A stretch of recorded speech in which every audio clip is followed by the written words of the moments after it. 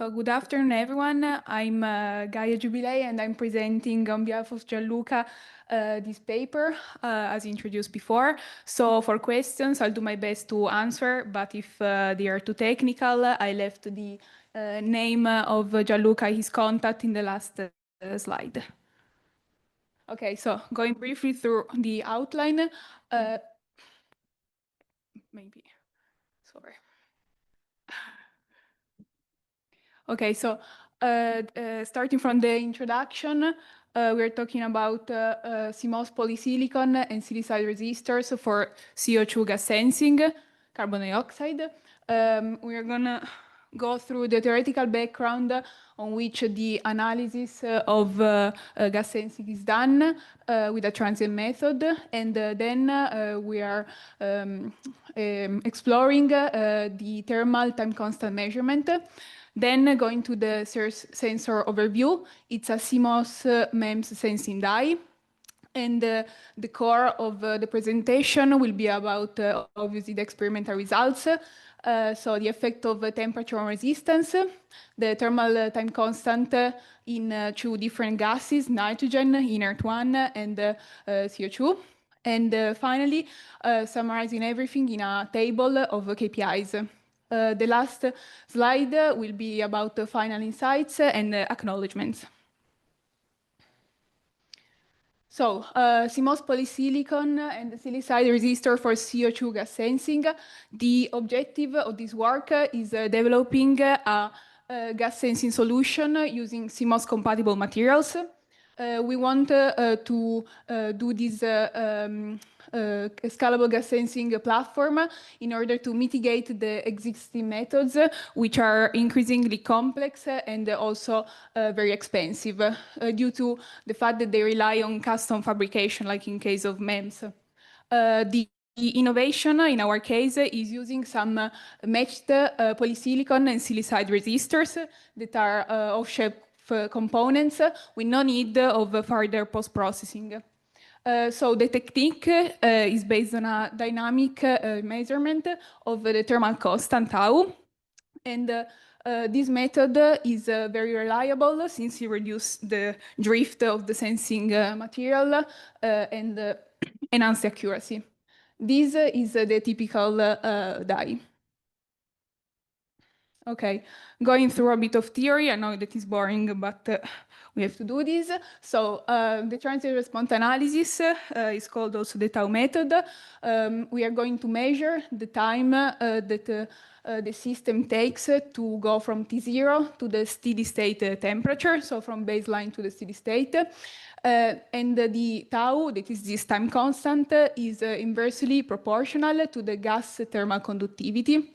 The gas thermal conductivity is different between nitrogen and CO2, and this is what is based all the work on. We are using a transient method, as I said before, since it mitigates the problem of thermal drift. Indeed, thermal drift means that there is a change of the sensor output readings over time, and this is not due to change in temperature, but it's just a drift. The second theoretical slide is the theory of the thermal time constant measurement. As many of you may know, we are going to measure the tau, which is the time that the system takes to reach this percentage, and this is due to the exponential decay time. Getting this value is very reliable and robust in terms of measurement. Okay, going to the die. This is a picture of the die. We see that it's an array of suspended micro bridges and that include a resistor. The resistor in this case is both a heating element and the sensing element. So it's a standard CMOS die, and that includes so these resistors that are matched polysilicon and silicide. Since we are going to compare the performance of the only polysilicon and the one covered with silicide, it matters that they are matched since we are going to get a very fair comparison, the TCR of the SNR, demonstrating low noise, I anticipate this, and the extraction of the tau. The measurement is based on applying a current pulse to the resistor. So the resistor will heat up, and the voltage in the readout will change as the resistance changes. So we are enabling a time constant measurement. So the first experimental results is the record of the effect of temperature on resistance. We compare two different cases of the resistor with without and with the silicide. For the one that doesn't know, silicide is a composite of silicon and cobalt. So silicide here, we see that we did this experiment sweeping the temperature from 25 to more than 300 degrees Celsius, and this is the relative change in resistance that is also the definition of sensitivity. So silicide, the resistor with silicide has 10 times higher sensitivity than the one without silicide, that is this blue line here. But on the other side, the one without silicide is more thermally stable. So depending on the application, it's better to use the one with silicide or without. This for very thermal, stable range type of application, and this is better for real time. So, okay. Going here to the comparison of the thermal constant between nitrogen and CO2. We run this experiment in which we flow in a chamber before only nitrogen and then 5% CO2 diluted in nitrogen. In this chamber, the CMOS dye was sitting. And we recorded before the tau for only nitrogen, reaching this type of reaching 3.31 milliseconds. No, sorry, 3.38 milliseconds. And then we recorded the same constant tau flowing CO2. You see that there is a difference in this number, and this is due to the different thermal conductivity of the gases. So since the tau is inversely proportional to the thermal conductivity of the gas, this is why we have a decrease, because the thermal conductivity of nitrogen is lower than the one of CO2. Moreover, we could detect this measurement with very high standard deviation, with a standard deviation of 0.03%, meaning that the measurement is strongly repeatable and with high precision. This is the last slide about experimental results, and it is fundamental since it includes all the KPIs of this paper. Going through this table, we compared before the nominal resistance of the resistor with silicide and without.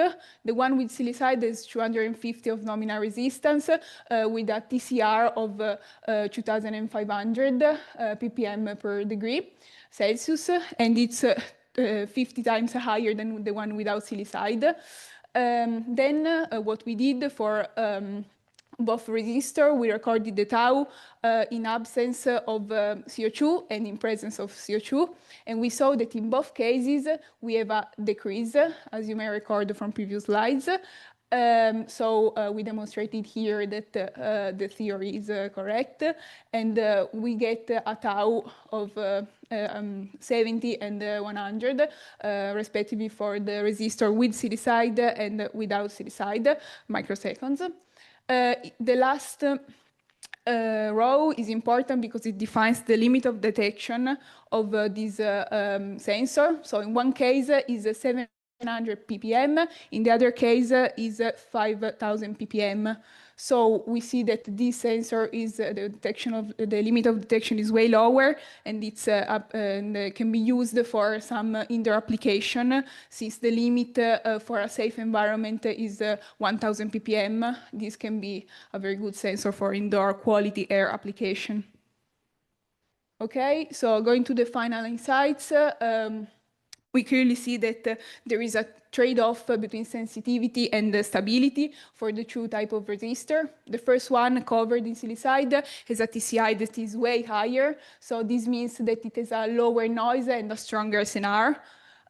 While at the same time, it is a shorter tau, as you record from the KPI table, with a detection limit of 700 ppm. The one without silicide has a lower TCR, so it's better for long-term application that requires stability, but it has a detection limit expected higher of 5,000 ppm. Okay, then going to the tau extraction analysis, the silicide is a faster decay. This means that when we recorded that 62.3% of the voltage readout, the slope was steeper. So this means that it was easier to pinpoint that point on the graph, and we get a lower uncertainty. While for the polysilicon without cover, the decay was slower, and so we have a higher delta tau variability. So the accomplishments are that we demonstrated this CMOS compatible thermal readout that is also low power and scalable, since we used components that didn't require any post-processing of MEMS-based processing. And the next step is validating the cross-sensitivity of multi-gas and humidity, and also demonstrate or assess a long-term drift. So last slide, we would like to thank you, colleagues and advisors on Northeastern and the TDK USA Corporation, since we collaborated with this group, so thank you. And thank you for your attention to listening to me. And I remember the contact information of Gianluca, but for any question, I'm here that I can answer. Thank you.